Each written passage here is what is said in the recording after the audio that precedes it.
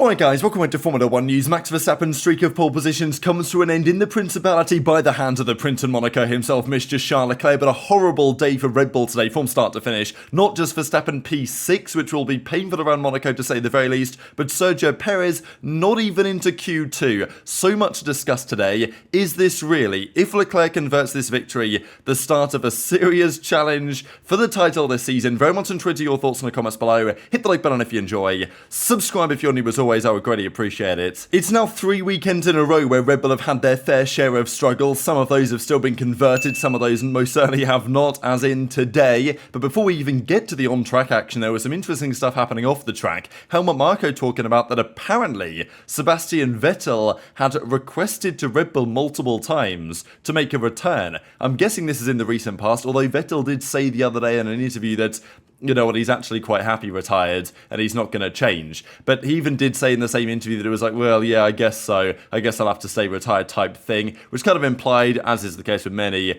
former world champions and drivers, that, you know, they kind of want to return. And apparently Marko says that Vettel asked Red Bull again and again to return to the team, I suppose, in the place of Sergio Perez. And it might not be the worst idea, let's be honest, on the performance of today. But next to Verstappen, I don't think that would be a pleasant time for him, which is probably true, let's be honest, nowadays at the very least. Vettel is no longer in his prime, but would it be a bad idea for Red Bull? I don't know. Let's dive into that in the coming minutes. This as well, on a similar topic, VCARB, RB, whatever you want to call them, looking to extend Yuki Tsunoda's contract. Ricciardo is also likely to stay. Ricciardo's doing okay, but he's not doing great at all with respect to Tsunoda. And I think Tsunoda's better than Perez personally, but, you know, Red Bull don't seem to see it that way. And also with Ricciardo, he brings a lot of marketing value, and arguably that is effectively what that team is there for. No room for Lawson though, which is maybe kind of surprising. I thought that Liam Lawson would get that seat next season because they would do something with their driver lineup, but maybe they won't. Maybe Red Bull will keep all 4 of their drivers in position. That would mean, by the way, that Liam Lawson is free to go. That is our understanding, that if Red Bull don't give him a seat somewhere, then he is effectively allowed to depart the team. But let's talk about exactly how we got to this point in the weekends. Another masterclass in practice from Mercedes, and this is becoming a very consistent trend. This weekend their car looked and felt better. Still, in the final sections of qualifying, there were weaknesses, you know, coming out of, well, going into the tunnel, shall we say, getting the traction there. Few spots where the car wasn't absolutely planted. But it wasn't especially slow. But once again, it's this thing for Mercedes when they look great in practice and even the early parts of qualifying, but when the pace really ramps up, they just don't have the final little gear. But this is how the practice sessions went. Hamilton, Piastri, Russell was practice 1. Then it was Charles Leclerc, Hamilton, Alonso in practice 2. Then in practice 3, Leclerc, Verstappen, Hamilton. So Mercedes, you know, at least Hamilton was first, second, third. Verstappen got an appearance. But Charles Leclerc on the Friday and even this morning was most certainly the one setting the pace. The Red Bull was struggling hard. I mean, you know, they talked about it going into the weekends. Over the bumps, they didn't expect their car to be so good here. They thought they were in for a pretty hard time, especially because Ferrari are going to be good around a circuit like this. But even Red Bull themselves, they brought a Monaco-specific rear wing, as did Ferrari. But we see here Verstappen versus Tsunoda was the track dominance comparison at this particular point. By the way, Leclerc in FP2 set a 1:11.2. Max's pole position last year was a 1:11.3. And, I mean, Leclerc today blitzed that lap time, as we'll go on to see in the coming minutes here. Verstappen then after practice was basically saying, yeah, it's over, I've got no chance here. We've heard this before though, to be fair, and it hasn't always been the case, let's say. And I know that there was many, including potentially myself, who thought, well, you know, Red Bull are going to have a tough FP1, FP2, FP3, and then when qualifying comes around, they'll get the car dialed in. But Verstappen says, yeah, every time we drove over a bump, we lost a lot of lap time, we'll look for a solution, but in general, it's not very easy with the setup. It's just crazy to me. Newey leaves the team, and all of a sudden, the last 3 races since Newey's departed, they've had problems kind of out of nowhere, and all of a sudden, it's very competitive now. Monaco's a very strange circuit, but the fact that Max is P6, let's say he stays there tomorrow, which is definitely possible, it is Monaco after all, that's a pretty big swing in the championship, right? Like I've talked about it before, that there is maybe a championship fight on this season if Verstappen was to have another DNF, which is not impossible. But, P6 is obviously a bit of a start, isn't it? Because if Leclerc wins and Max is second, then it's like, well, no real damage done to Max's leads. But from P6, that's another story. Now, Checo Perez as well said yesterday, yeah, Ferrari at the moment, they're simply not reachable. Very strong. Whenever they need the lap, they just seem to put it on really easy, really quick. And, obviously the classic reaction is to be, well, not reachable for you, Checo, but potentially for your teammate Max, obviously. And I think we saw that once qualifying got underway. So here we go. Man, I mean, look, Monaco qualifying is always one of the best sessions, if not the best session of the entire year. And it started off on a very interesting note here with both Hasses way up at the top in Q1. Now, I don't exactly know why they were so fast so early, because at this point, the track wasn't very grippy, track temperature was very high, they didn't have the same performance as they did at the end of practice. Obviously, it ramped up over the course of the session, but at this point, the Hasses were on fire. I guess they were just using a load of set to soft tyres, but Hulkenberg and Magnussen were P1, P2, nobody else could even get close here for quite some time. Then, though, towards, as Q1 progressed, it became Oscar Piastri that was towards the top of the standings. And Piastri was a real story of today. Yes, Charles Leclerc was on pole, but the fact that Oscar Piastri was second to him, obviously Piastri-Leclerc, right? It was a Leclerc front row lockout. If you guys aren't familiar with the whole Leclerc-Piastri adopted son type thing, so make it so it's Piastri's home Grand Prix. It's been a funny meme that's been going around anyway. But this is as Q1 progressed here. The kick hours are just terrible, unfortunately for them. Like, they basically had no chance.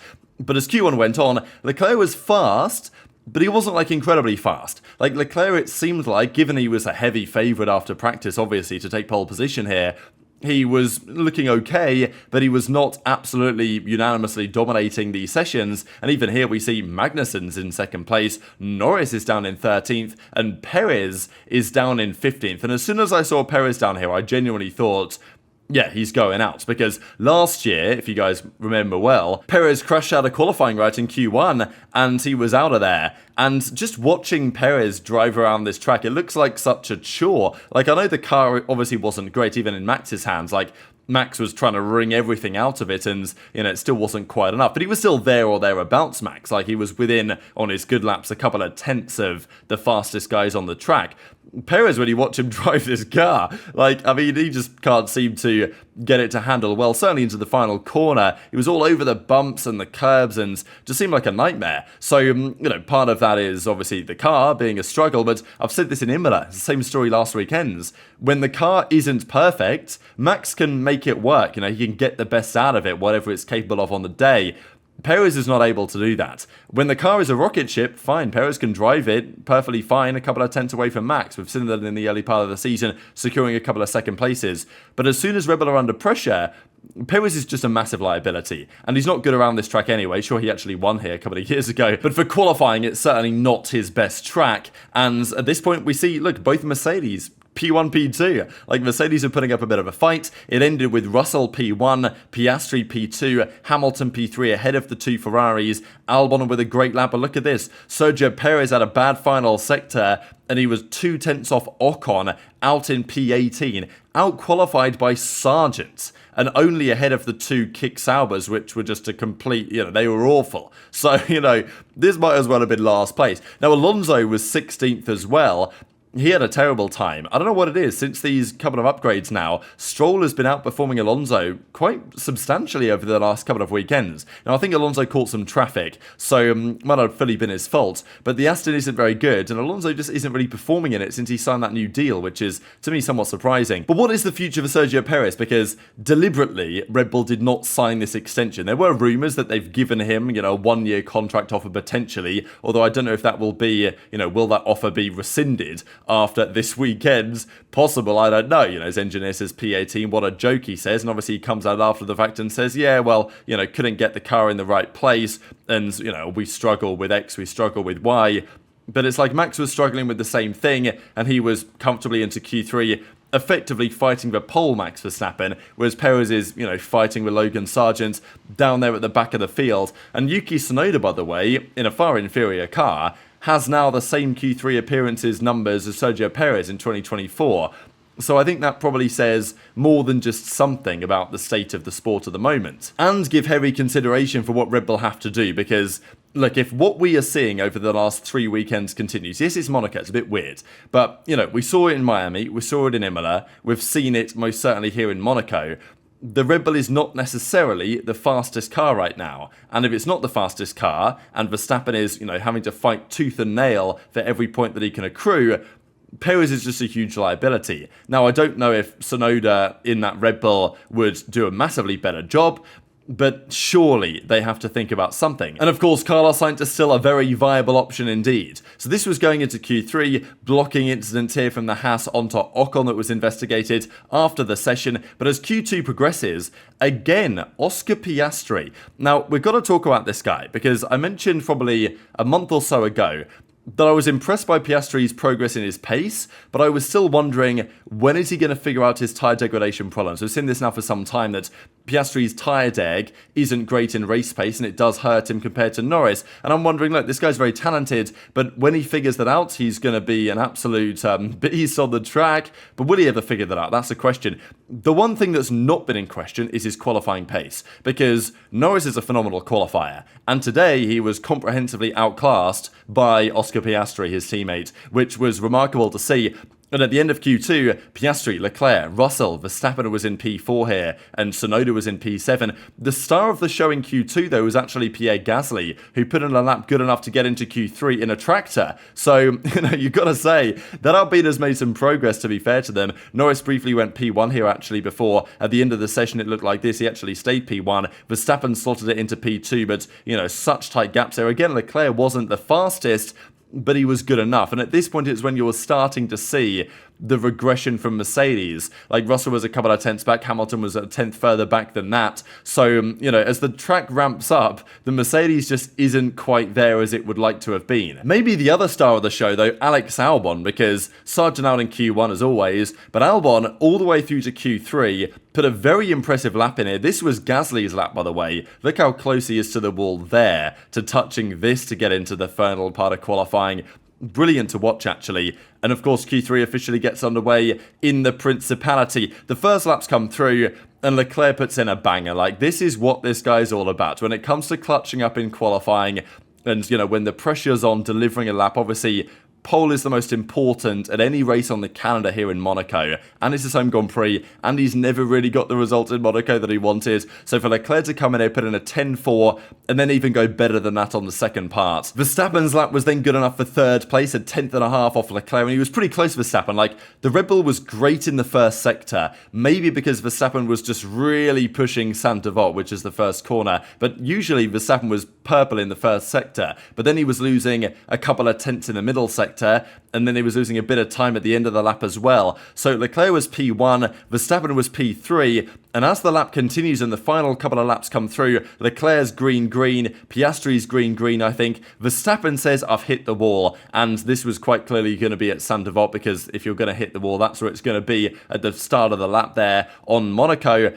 And when you hit the wall there, that's going to lose you time and it's going to ruin your laps. As soon as I saw this, obviously, it was over for pole position. The question was, how many drivers were going to eclipse Max Verstappen, and where was he going to start? And could anyone touch Charles Leclerc? The answer is no. Actually, it wasn't green for Piastri, it was green-yellow, but nonetheless, he still improved. But Leclerc, a 1:10.2. That's a really quick lap time. Like, that is over a second faster than last year's pole position time here for Max Verstappen. So, the Ferrari is so much better this year. Leclerc absolutely maximised it. I thought the way that he took Raskas in the final corner was just pinpoint perfect. Purple final sector, and Leclerc on pole for the third time here in Monaco. But of course, as you guys are well aware, he's never won in Monaco, and every year something seems to go wrong. Of course, when, the drive shaft failure, 2022, I'd prefer not to talk about again for those Ferrari fans listening, and obviously 2024 is potentially the time where the curse could be broken here. So yeah, Verstappen hit the wall at Saint-Avold, talking about how the car was so slippery, an absolute nightmare to deal with and to drive,